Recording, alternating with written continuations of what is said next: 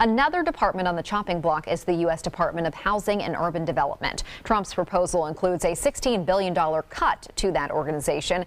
And as ABC 7's Bobeth Yates tells us, the decrease will impact more than just federal housing. Bobeth. Yes, when people think of HUD, they think of subsidized housing. But the U.S. Department of Urban Development is also responsible for funding things like food stamps, many community development block grants, homeless assistance, and mortgage assistance programs.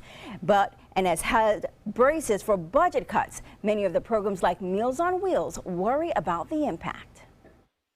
70-year-old Lee Wetzel is among the more than 800 seniors who receive daily meals from Meals on Wheels Plus of Manatee. I can't imagine not having the program because of the fact that when I didn't have it, before I signed up for it, I think it was a couple years ago, I wasn't eating 3 meals a day. Wetzel says he's on a fixed income, and prior to Meals on Wheels, when cuts had to be made in his life, his food was the first thing to go. I couldn't afford that. That's just, lunch became a luxury, or breakfast became the luxury. Once you're at a certain age, your income is usually fixed, usually the amount of Social Security.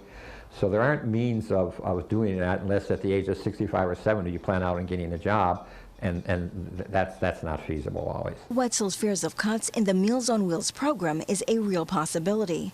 President Trump's proposed 2018 budget includes a $6.2 billion decrease in HUD funding. Much of those funds are to the Community Development Block Grant that provides funding for Meals on Wheels, a blow to Manatee County's Meals on Wheels program, which is already dealing with funding issues. Our funding last year ran out in August, and the organization absorbed almost $400,000 worth of meals for homebound seniors. So the news today that this proposed budget cut is going to affect us even deeper is really going to have an impact in Manatee County. For the past several years, the organization has been operating below its 2012 funding level.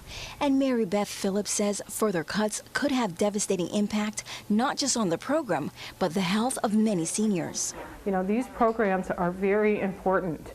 You know, a homebound senior who gets a meal every day for a year is less than putting them in the hospital for a day. Sentiments echoed by Wetzel when I asked what he thinks will happen to his health without Meals on Wheels. Disastrous. I mean, I was